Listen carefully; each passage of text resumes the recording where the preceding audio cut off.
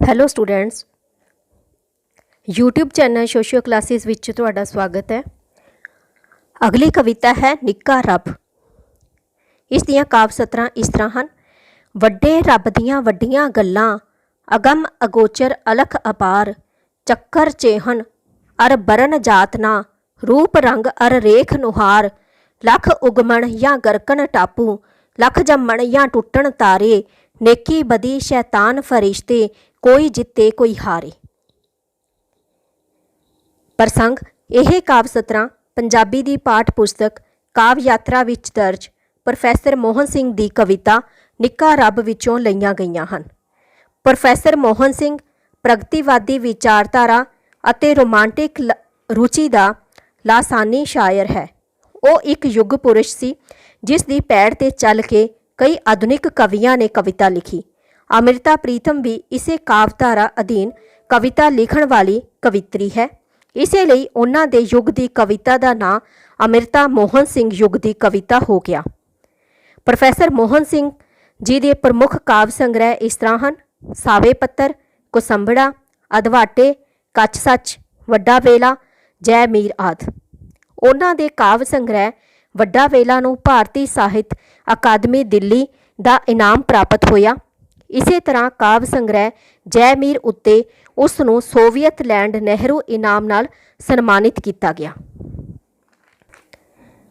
ਇਸ ਕਵਿਤਾ ਵਿੱਚ ਦਰਸਾਇਆ ਗਿਆ ਹੈ ਕਿ ਜਦੋਂ ਮਨੁੱਖ ਕਿਸੇ ਨਾ ਕਿਸੇ ਦੁੱਖ, ਤਕਲੀਫ ਜਾਂ ਸੰਕਟ ਵਿੱਚ ਫਸਿਆ ਪਰੇਸ਼ਾਨ ਹੁੰਦਾ ਹੈ ਤਾਂ ਵੱਡਾ ਰੱਬ ਉਸ ਨੂੰ ਆਪਣੀ ਪਹੁੰਚ ਤੋਂ ਬਹੁਤ ਦੂਰ ਪ੍ਰਤੀਤ ਹੁੰਦਾ ਹੈ, ਤਾਂ ਉਹ ਕੋਈ ਹੋਰ ਆਸਰਾ ਜਾਂ ਨਿੱਕਾ ਰੱਬ ਭਾਲਦਾ ਹੈ ਜੋ ਉਸ ਦੀ ਪਹੁੰਚ ਵਿੱਚ ਹੁੰਦਾ ਹੈ ਤੇ ਉੱਥੋਂ ਹੀ ਉਸ ਨੂੰ ਛੋਟੀ ਛੋਟੀ ਧੀਰਜ, ਹਾਸੇ ਆਦਿ ਪ੍ਰਾਪਤ ਹੋ ਜਾਂਦੇ ਹਨ ਜੋ ਉਸ ਦੇ ਜੀਵਨ ਦਾ ਆਧਾਰ ਬਣਦੇ ਹਨ। ਵਿਆਖਿਆ। ਇਹਨਾਂ ਕਾਵ ਸਤਰਾਂ ਵਿੱਚ ਕਵੀ ਰੱਬ ਦੀ ਵਿਸ਼ੇਸ਼ਤਾ ਦੱਸਦਾ ਹੋਇਆ ਲਿਖਦਾ ਹੈ ਕਿ ਵੱਡੇ ਰੱਬ ਦੇ ਲੱਛਣ ਵੀ ਵੱਡੇ ਹੁੰਦੇ ਹਨ।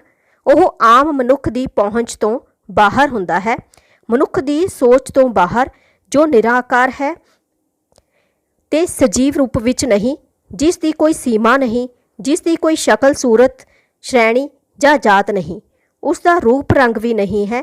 ਜੇਕਰ ਦੁਨੀਆ ਵਿੱਚ ਲੱਖ ਲੋਕ ਜੰਮਣ ਮਰਨ, ਆਕਾਸ਼ ਵਿੱਚ ਲੱਖਾਂ ਹੀ ਤਾਰੇ ਬਣਨ ਜਾਂ ਨਸ਼ਟ ਹੋਣ, ਨੇਕੀ ਦੇ ਫਰਿਸ਼ਤੇ ਜਾਂ ਬਦੀ ਦੇ ਸ਼ੈਤਾਨ ਜਿੰਨੇ ਮਰਜ਼ੀ ਤਮਾਸ਼ੇ ਕਰਤੱਵ ਵਿਖਾਉਣ, ਦੁਨੀਆ ਵਿੱਚ ਕੋਈ ਜਿੱਤੇ ਭਾਵੇਂ ਕੋਈ ਹਾਰੇ, ਇਸ ਵੱਡੇ ਰੱਬ ਨੂੰ ਇਹਨਾਂ ਸਾਰੀਆਂ ਗੱਲਾਂ ਨਾਲ ਕੋਈ ਵਾਸਤਾ ਨਹੀਂ।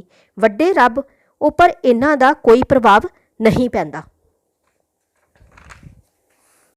ਨਿੱਕਾ ਰੱਬ ਕਵਿਤਾ ਦੀਆਂ ਕਾਵ ਸਤਰਾਂ ਅੱਗੇ ਇਸ ਤਰ੍ਹਾਂ ਹਨ। ਵਗਨ ਹੜ ਹੰਝੂਆਂ ਦੇ ਭਾਰੇ, ਵਗਨ ਹੜ ਹੰਝੂਆਂ ਦੇ ਭਾਰੇ, ਹੋਵਣ ਹੰਝੂਆਂ ਦੇ ਘੱਲੂ ਕਾਰੇ, ਵੱਡਾ ਰੱਬ ਕੋਈ ਦਖਲ ਨਾ ਦੇਵੇ, ਬੈਠਾ ਰਹੇ ਕਿਨਾਰੇ, ਬਾਬੇ ਨਾਨਕ ਸੱਚ ਫਰਮਾਇਆ, ਏਤੀ ਮਾਰ ਪਈ ਕੁਰਲਾਣੇ, ਤੈਂਕੀ ਦਰਦ ਨਾ ਆਇਆ। ਇਹਨਾਂ ਸਤਰਾਂ ਵਿੱਚ ਕਵੀ ਕਹਿੰਦਾ ਹੈ ਕਿ ਲੜਾਈਆਂ, ਯੁੱਧਾਂ ਦੇ ਕਾਰਨ ਮਨੁੱਖ ਬਹੁਤ ਪਰੇਸ਼ਾਨ ਹੁੰਦਾ ਹੈ ਤੇ ਉਸ ਦੀਆਂ ਅੱਖਾਂ ਵਿੱਚ ਹੰਝੂ ਵਗਣ ਲੱਗਦੇ ਹਨ। ਮਨੁੱਖ ਦੀ ਦੁੱਖ ਤਕਲੀਫ ਸਮੇਂ ਵੱਡੇ ਰੱਬ ਵੱਲੋਂ ਕੋਈ ਦਖਲ ਅੰਦਾਜ਼ੀ ਨਹੀਂ ਹੁੰਦੀ। ਉਹ ਤਾਂ ਇੱਕ ਪਾਸੇ ਬੈਠ ਕੇ ਸਭ ਕੁਝ ਦੇਖ ਰਿਹਾ ਹੁੰਦਾ ਹੈ। ਕਵੀ ਕਹਿੰਦਾ ਹੈ, ਗੁਰੂ ਨਾਨਕ ਦੇਵ ਜੀ ਨੇ ਸੱਚ ਹੀ ਰੱਬ ਨੂੰ ਸੰਬੋਧਨ ਕਰਦੇ ਹੋਏ ਕਿਹਾ ਸੀ ਕਿ ਹੇ ਪਰਮਾਤਮਾ, ਇਸ ਦੁਨੀਆ ਵਿੱਚ ਲੋਕਾਂ ਵਿੱਚ ਦੁੱਖਾਂ, ਤਕਲੀਫਾਂ, ਅਤਿਆਚਾਰਾਂ ਕਰਕੇ ਹਾਹਾਕਾਰ ਮਚ ਗਈ ਹੈ, ਪਰ ਫਿਰ ਵੀ ਤੈਨੂੰ ਬਿਲਕੁਲ ਵੀ ਇਹਨਾਂ ਲੋਕਾਂ ਉੱਪਰ ਤਰਸ ਨਹੀਂ ਆਇਆ। ਭਾਵ, ਹੇ ਪਰਮਾਤਮਾ, ਤੇਰਾ ਦਿਲ ਕਿਹੋ ਜਿਹਾ ਹੈ ਜੋ ਇਹਨਾਂ ਲੋਕਾਂ ਦੇ ਦਰਦਾਂ ਨੂੰ ਵੇਖ ਕੇ ਪਸੀਜਿਆ ਨਹੀਂ, ਤਰਸ ਨਹੀਂ ਆਇਆ। ਇਸ ਤੋਂ ਅੱਗੇ ਕਾਵ ਸਤਰਾਂ ਇਸ ਤਰ੍ਹਾਂ ਹਨ। ਨਿੱਕੀ ਜਿਹੀ ਜਿੰਦ ਮੇਰੀ ਤਾਈਓ, ਨਿੱਕੀ ਜਿਹੀ ਜਿੰਦ ਮੇਰੀ ਤਾਈਓ, ਨਿੱਕੇ ਰੱਬ ਨਾਲ ਪਾਇਆ ਪਿਆਰ, ਨਿੱਕੇ ਰੱਬ ਦੀਆਂ ਨਿੱਕੀਆਂ ਗੱਲਾਂ, ਨਿੱਕੇ ਰੋਸੇ, ਨਿੱਕੇ ਹਾਸੇ, ਨਿੱਕੇ ਓਲੇ, ਨਿੱਕੇ ਦਿਲਾਸੇ, ਬਣਦੇ ਜੀਵਨ ਦਾ ਆਧਾਰ। ਇਹਨਾਂ ਕਾਵ ਸਤਰਾਂ ਵਿੱਚ ਕਵੀ ਕਹਿੰਦਾ ਹੈ ਕਿ ਵੱਡੇ ਰੱਬ ਤੱਕ ਪੁੱਜਣ ਤੇ ਆਪਣੀਆਂ ਦੁੱਖਾਂ, ਤਕਲੀਫਾਂ ਦੱਸਣ ਦੀ ਪਹੁੰਚ ਨਹੀਂ ਹੈ। ਇਸ ਲਈ ਮੇਰੀ ਨਿੱਕੀ ਜਿਹੀ ਜਿੰਦ ਨੇ ਨਿੱਕੇ ਜਿਹੇ ਰੱਬ ਨਾਲ ਹੀ ਪਿਆਰ ਪਾ ਲਿਆ ਹੈ। ਇਸ ਨਿੱਕੇ ਰੱਬ ਦੀਆਂ ਗੱਲਾਂ ਜਾਂ ਵਿਸ਼ੇਸ਼ਤਾਵਾਂ ਵੀ ਛੋਟੀਆਂ ਹੀ ਹਨ। ਇਸ ਰੱਬ ਦੇ ਰੋਸੇ ਭਾਵ ਨਾਰਾਜ਼ਗੀਆਂ ਵੀ ਛੋਟੀਆਂ ਹਨ ਤੇ ਹਾਸੇ ਵੀ ਛੋਟੇ ਹਨ। ਉਸ ਨਿੱਕੇ ਜਿਹੇ ਰੱਬ ਵੱਲੋਂ ਦਿੱਤੇ ਗਏ ਹੌਸਲੇ ਤੇ ਦਿਲਾਸੇ ਵੀ ਨਿੱਕੇ ਹੀ ਹਨ, ਪਰ ਇਹ ਦਿਲਾਸੇ ਮੇਰੇ ਜੀਵਨ ਦਾ ਆਧਾਰ ਬਣ ਗਏ ਹਨ। ਅੱਗੇ ਕਾਵਿ ਸਤਰਾਂ ਇਸ ਤਰ੍ਹਾਂ ਹਨ। ਲੱਗੇਗਾ ਇਹ ਕੁਫਰ ਜ਼ਰੂਰ, ਐਪਰ ਕੁਫਰ ਮੇਰਾ ਮਜਬੂਰ, ਕਦਮ ਕਦਮ ਦੀਆਂ ਬੇਇਨਸਾਫੀਆਂ, ਨਿੱਕੇ ਵੱਡੇ ਵਿਰੋਧ ਹਜ਼ਾਰਾਂ, ਜਿੰਦ ਕਰਨ ਜਦ ਤਾਰਾਂ ਤਾਰਾਂ, ਹੇ ਵੱਡਾ ਰੱਬ ਲਏ ਨਾ ਸਾਰਾਂ, ਨਿੱਕਾ ਰੱਬ ਕੋਈ ਚੁਣਨਾ ਪੈਂਦਾ, ਨਿੱਕਾ ਦੇਵ ਕੋਈ ਘੜਨਾ ਪੈਂਦਾ। ਇਹਨਾਂ ਸਤਰਾਂ ਵਿੱਚ ਕਵੀ ਪਾਠਕਾਂ ਸਰੋਤਿਆਂ ਨੂੰ ਸੰਬੋਧਨ ਕਰਦਾ ਹੋਇਆ ਲਿਖਦਾ ਹੈ ਕਿ ਮੇਰੇ ਵੱਲੋਂ ਇਹ ਗੁਨਾਹ ਕੀਤਾ ਜਾ ਰਿਹਾ ਹੈ, ਮੈਂ ਇਹ ਗੁਨਾਹ ਕਰਨ ਲਈ ਮਜਬੂਰ ਹਾਂ, ਕਿਉਂਕਿ ਮਨੁੱਖ ਨਾਲ ਹਰ ਕਦਮ ਕਦਮ ਤੇ ਬੇਇਨਸਾਫੀਆਂ ਤੇ ਵਧੀਕੀਆਂ ਹੁੰਦੀਆਂ ਹਨ। ਛੋਟੇ ਵੱਡੇ ਵਿਰੋਧ ਵੀ ਹਜ਼ਾਰਾਂ ਦੀ ਗਿਣਤੀ ਵਿੱਚ ਹੁੰਦੇ ਰਹਿੰਦੇ ਹਨ, ਜਿਸ ਨਾਲ ਮਨੁੱਖ ਬਹੁਤ ਦੁਖੀ ਹੁੰਦਾ ਹੈ, ਪਰ ਵੱਡੇ ਰੱਬ ਵੱਲੋਂ ਇਨਸਾਫ ਨਹੀਂ ਕੀਤਾ ਜਾਂਦਾ ਤੇ ਅਜਿਹੇ ਮਨੁੱਖਾਂ ਦੀ ਸਾਰ ਨਹੀਂ ਲਈ ਜਾਂਦੀ। ਫਿਰ ਅਜਿਹੀਆਂ ਹਾਲਤਾਂ ਵਿੱਚ ਮਜਬੂਰੀ ਵਸ ਕੋਈ ਨਾ ਕੋਈ ਨਿੱਕਾ ਰੱਬ ਜਾਂ ਕੋਈ ਨਿੱਕਾ ਦੇਵਤਾ ਮਨੁੱਖ ਨੂੰ ਚੁਣਨਾ ਹੀ ਪੈਂਦਾ ਹੈ, ਜੋ ਇਸ ਔਖੇ ਮੁਸੀਬਤ ਵਾਲੇ ਸਮੇਂ ਉਸ ਦਾ ਸਾਥ ਦੇਵੇ। ਨਿੱਕਾ ਰੱਬ ਭਾਵੇਂ ਉਸ ਦਾ ਪ੍ਰੇਮਿਕਾ ਦੇ ਰੂਪ ਵਿੱਚ ਵੀ ਹੋ ਸਕਦਾ ਹੈ, ਜਿਸ ਨੂੰ ਮਨੁੱਖ ਰੱਬ ਦਾ ਦਰਜਾ ਦਿੰਦਾ ਹੈ। ਇਸੇ ਤਰ੍ਹਾਂ ਇੱਥੇ ਕਵੀ ਕਹਿੰਦਾ ਹੈ ਕਿ ਉਸ ਨੇ ਇਸ਼ਕ ਦਾ ਰਾਹ ਚੁਣ ਕੇ ਆਪਣੀ ਪ੍ਰੇਮਿਕਾ ਨੂੰ ਰੱਬ ਦਾ ਦਰਜਾ ਦਿੱਤਾ ਹੈ ਤੇ ਕਈ ਲੋਕਾਂ ਨੂੰ ਇਹ ਗੱਲ ਹਜਮ ਨਹੀਂ ਆਉਂਦੀ, ਭਾਵ ਕਿ ਇਸ ਨਾਲ ਸਹਿਮਤ ਨਹੀਂ, ਪਰ ਇੱਥੇ ਕਵੀ ਦੱਸਦਾ ਹੈ ਕਿ ਉਹ ਇਸ ਵੱਡੇ ਰੱਬ ਦੀ ਬੇਪਰਵਾਹੀ ਕਰਕੇ ਇਸ ਤਰ੍ਹਾਂ ਕਰਨ ਲਈ ਮਜਬੂਰ ਸੀ। ਵਿਦਿਆਰਥੀਓ, ਪ੍ਰੋਫੈਸਰ ਮੋਹਨ ਸਿੰਘ ਦੀ ਅਗਲੀ ਕਵਿਤਾ ਹੈ ਹਵਾ ਦਾ ਜੀਵਨ। ਦੇ ਹਵਾ ਦਾ ਜੀਵਨ ਸਾਨੂੰ, ਸਦਾ ਖੋਜ ਵਿੱਚ ਰਹੀਏ, ਹਰਦਮ ਤਲਬ ਸੱਜਣ ਦੀ ਕਰੀਏ, ਠੰਡੇ ਕਦੇ ਨਾ ਪਈਏ, ਜੰਗਲ ਗਾਈਏ, ਰੇਤੜ ਵਾਈਏ, ਨਾਲ ਪਹਾੜਾਂ ਖਈਏ। ਇਸ ਦਾ ਪ੍ਰਸੰਗ ਇਸ ਤਰ੍ਹਾਂ ਹੈ।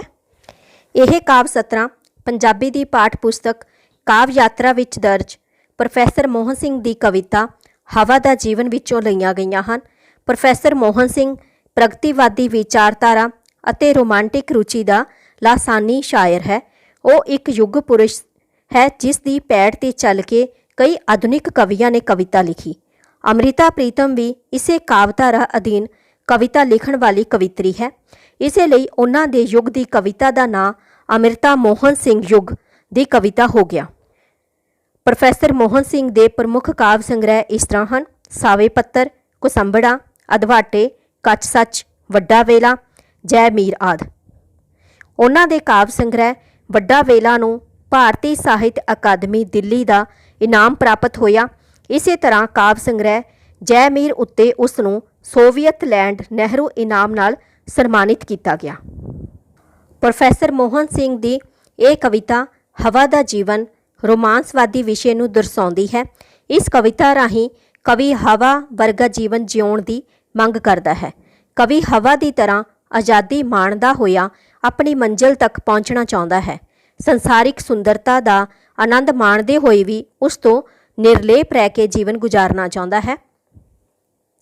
ਇਹਨਾਂ ਕਾਵਿ ਸਤਰਾਂ ਵਿੱਚ ਕਵੀ ਪਰਮਾਤਮਾ ਪਾਸੋਂ ਹਵਾ ਵਰਗਾ ਜੀਵਨ ਜਿਉਣ ਦੀ ਮੰਗ ਕਰਦਾ ਹੋਇਆ ਕਹਿੰਦਾ ਹੈ ਕਿ ਉਹ ਕੋਈ ਨਾ ਕੋਈ ਨਵੀਂ ਚੀਜ਼ ਦੀ ਖੋਜ ਤਲਾਸ਼ ਵਿੱਚ ਲੱਗਿਆ ਰਹੇ ਅਤੇ ਆਪਣੇ ਜੀਵਨ ਦੇ ਹਰ ਇੱਕ ਸਾਹ ਨੂੰ ਆਪਣੇ ਸੱਜਣ ਨੂੰ ਮਿਲਣ ਦੀ ਇੱਛਾ ਵਿੱਚ ਲਗਾ ਦੇਵੇ। ਉਹ ਇਸ ਕੰਮ ਵਿੱਚ ਹਮੇਸ਼ਾ ਕਿਰਿਆਸ਼ੀਲ ਰਹੇ ਅਤੇ ਉਹ ਹਵਾ ਦੀ ਤਰ੍ਹਾਂ ਜੰਗਲਾਂ ਵਿੱਚ ਘੁੰਮੇ, ਰੇਤੇ ਵਿੱਚ ਚੱਲੇ, ਪਹਾੜਾਂ ਨਾਲ ਆਡਾ ਲਵੇ। ਇਸੇ ਤਰ੍ਹਾਂ ਨਾਲ ਕਰਨ ਵਿੱਚ ਉਸ ਨੂੰ ਕਿਸੇ ਵੀ ਕਿਸਮ ਦਾ ਕੋਈ ਡਰ ਜਾਂ ਭੈ ਨਾ ਹੋਵੇ। ਇਸ ਕਵਿਤਾ ਦੀਆਂ ਅਗਲੀਆਂ ਕਾਵਿ ਸਤਰਾਂ ਇਸ ਤਰ੍ਹਾਂ ਹਨ। ਇੱਕੋ ਸਾਹੇ ਭੱਜਦੇ ਜਾਈਏ, ਇੱਕੋ ਸਾਹੇ ਭੱਜਦੇ ਜਾਈਏ, ਕਿਸੇ ਪੜਾ ਨਾ ਲਹੀਏ, ਦੇਖ ਮੁਲਾਇਮ ਸੇਜ ਫੁੱਲਾਂ ਦੀ, ਤਰਨਾ ਮਾਰ ਨਾ ਬਹੀਏ, 100 ਰੰਗਾਂ ਦੇ ਵਿੱਚੋਂ ਲੰਘ ਕੇ ਫਿਰ ਵੀ ਬੇਰੰਗ ਰਹੀਏ। ਇੱਥੇ ਕਵੀ ਕਹਿੰਦਾ ਹੈ ਕਿ ਉਹ ਨਵੀਂ ਚੀਜ਼ ਦੀ ਖੋਜ ਵਿੱਚ ਇੱਕ ਸਾਹ ਭੱਜਦਾ ਦੌੜਦਾ ਹੀ ਜਾਵੇ, ਕਿਸੇ ਵੀ ਸਥਾਨ ਉੱਪਰ ਆਰਾਮ ਕਰਨ ਲਈ ਨਾ ਰੁਕੇ। ਜੇਕਰ ਰਸਤੇ ਵਿੱਚ ਸੁੱਖ ਆਰਾਮ ਦਿਖ ਜਾਵੇ ਤਾਂ ਉਸ ਦੀ ਦੌੜ ਨਾ ਰੁਕੇ, ਸਗੋਂ ਕਵੀ ਦਾ ਅੱਗੇ ਵਧਣ ਦਾ ਯਤਨ ਹਮੇਸ਼ਾ ਹੀ ਜਾਰੀ ਰਹੇ। ਕਵੀ ਇਹ ਵੀ ਕਹਿੰਦਾ ਹੈ ਕਿ ਜੇਕਰ ਉਸ ਨੂੰ 100 ਰੰਗਾਂ ਵਿੱਚੋਂ ਗੁਜ਼ਰਨਾ ਪਿਆ ਤਾਂ ਵੀ ਉਹ ਉੱਥੋਂ ਉਸ ਦੇ ਪ੍ਰਭਾਵ ਤੋਂ ਬਿਨਾਂ ਨਿਰਲੇਪ ਹੀ ਲੰਘ ਜਾਵੇ।